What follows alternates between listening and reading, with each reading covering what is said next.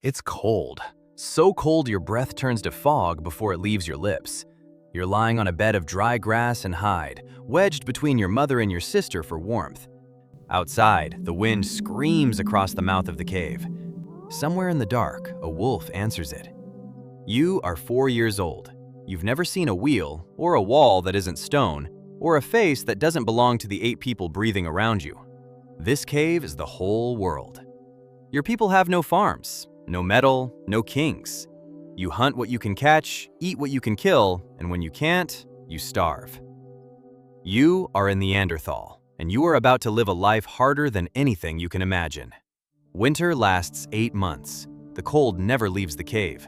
You wear the hide of a deer your father killed before you were born, and you'll wear it until it rots off your back. You're always a little hungry. When the hunt fails, you chew strips of old hide just to feel full. When it's good, when the men drag something huge through the snow, the cave fills with the smell of roasting fat, and for one night, the world is good. At 6, your father puts a heavy stone in your hand and shows you how to strike it, sharp, at an angle, until a flake breaks off with an edge that cuts. Your small hands bleed. You try again, and again. The men have made this exact blade for longer than anyone remembers, passed hand to hand since before the oldest story. By nightfall, you've made your first. Crude, lopsided, yours. Your father turns it over, grunts once, hands it back. That grunt is the proudest moment of your life. At 11, your grandfather dies. It starts with a tooth. The side of his face swells until his eye disappears. For 2 nights, he moans in the dark and no one can help him. On the 3rd night, he goes quiet. In the morning, your mother doesn't wail. She digs, a small pit at the back of the cave where the earth is warmest. She lays him on his side, knees pulled to his chest, the way a child sleeps. Then she goes out into the snow and comes back with flowers, a yellow one, a purple one, a white one, and folds them into his stiffening hands. No one taught her this. It is simply what your people do. You bury the ones you love, with flowers, with care. At 12, you make your first kill, a young deer cut from its herd. Your people can't throw spears, your shoulders aren't built for it, so you chase it for hours until its heart gives out before yours. You drive the spear in behind its shoulder. It drops. You carry it home across your shoulders, blood soaking warm into your deerskin, and when you step into the firelight, the whole cave roars. Your father grabs your neck and shakes you, grinning. That night, you eat first. You eat until your belly aches. You sleep like a man. For one night. At 14, the tribe corners an aurochs, a wild ox, taller than you, heavier than 4 men, horns the width of your outstretched arms. There's no clever way to kill it. You walk in close enough to smell its breath and drive your spear up into its chest. It works. The beast bellows, staggers, crashes to its knees. For one heartbeat, you are the greatest hunter who ever lived, and your father is screaming your name. Then it kicks. A hoof the size of your head catches your thigh, and you hear the bone break before you feel it. A wet, heavy crack you'll hear in your sleep for the rest of your life. There's no medicine. Your uncle pours boiling tree sap into the wound and forces the bone straight with his bare hands while you scream into a strip of leather. You'll limp until you die, but the aurochs feeds the tribe for 2 months. A crippled boy and a full belly. Among your people, that's a fair trade. Nobody apologizes. That's what bones are for.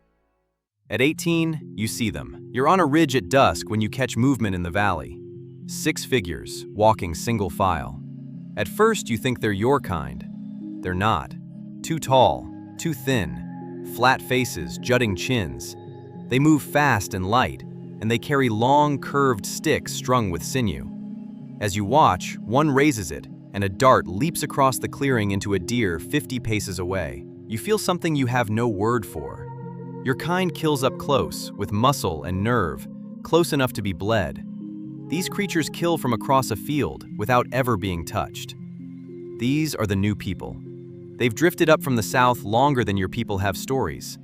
You watch them melt into the trees, and a cold thing settles in your gut, older than any word you have. You were 20 when you meet her, by a river where your land becomes theirs. Your tribe and hers have come to trade, flint for shells. and she stands apart, watching you work a blade, with a look you can't read. She is one of the new people, small, quick. Her laugh comes fast and bright. You share no words. You point. She points. She touches the scar on your leg. You touch the shells in her hair. You stay by that river a moon while the tribes camp side by side. Then both move on, and you think that's that. It isn't. 9 moons later, word comes down the river. She's had a child, a boy, your heavy brow, her bright eyes. She didn't survive the birth. Her hips were too narrow for a child built like you. He grows up across the river, speaking a tongue you'll never learn. You think you've lost everything. A woman you couldn't keep, a son you'll never meet. One more grief in a life made of them. That boy is the most important thing you do. You just don't know it yet. At 28, a mammoth hunt turns. The herd wheels, your bad leg gives, and a tusk catches you across the hip and throws you into the rocks. Something deep in your pelvis shatters. You don't die. That's the cruel part. You just stop being able to walk. After that, you're the one who stays behind. While the others hunt, you sharpen blades by the fire. You eat last. You eat what's left. On the coldest nights, you sleep against the dogs. The years pass and the cave grows quiet. One winter, your aunt doesn't wake up. The next, fever takes 2 of the children. Your tribe, once 8, you can count on one hand. And it isn't just your cave. You go whole seasons without seeing another of your kind. The new people are everywhere. Their fires fill the valleys, their voices carry on the wind. One morning, you wake to fresh tracks across the mouth of the cave. The new people, close. Your legs are gone. You can't run, can't hide. So you sit in the dark with a sharp flint in your fist, and you wait. For something that, this time, never comes. But it is coming. You can feel it in your bones, the way you feel the cold. By 40, you can barely cross the cave.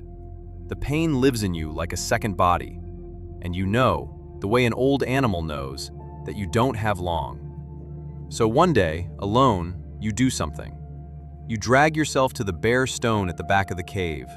You grind red earth into paste in your mouth, lay your palm flat to the rock, and spray it in a fine red mist. When you lift your hand away, it stays. The shape of it. Pale stone ringed in red. A hand. Your hand. You have no word for what you've done, but you feel it in your chest. You are saying the only thing you have left to say. I was here. I was real. Then you sit back against the cold wall, and for the first time in a long time, you are not afraid. You die in winter, in the cave where you were born. The fire is low. Your son, the half-blood boy, grown now, who crossed the river to know his father, is hunting far to the north. He won't make it back in time. The cold comes up through the stone first, into your fingers, then your legs. Your breath goes shallow. Outside, the wolves draw closer to the cave mouth. They always know. You don't have the strength left to fear them. You look at your handprint on the wall, red on gray in the last of the firelight. Your breath fogs the air. Once, twice. Then the cave goes quiet, the fire dies, and the cold takes all of you. You think that's the end of your story. It isn't. Your bones lie in that cave for 40,000 years. The world above changes beyond anything you could dream. Fields, cities, voices that cross oceans. And all that time, you are not gone. Because that boy by the river lived, and had children, and they had children. Your blood, folded into theirs, carried down 40,000 winters, and it never washed out. Today, 1 in 4 people alive carry a piece of you. The red in a child's hair, the wide chest of a hunter, the dense bone that survives the cold. Pieces of you, walking a world you'll never see. You weren't a brute. You weren't a failure. You buried your dead with flowers. You pressed your hand to a wall so someone, someday, would know you were real. Someone watching this has your blood in their veins. Maybe it's you.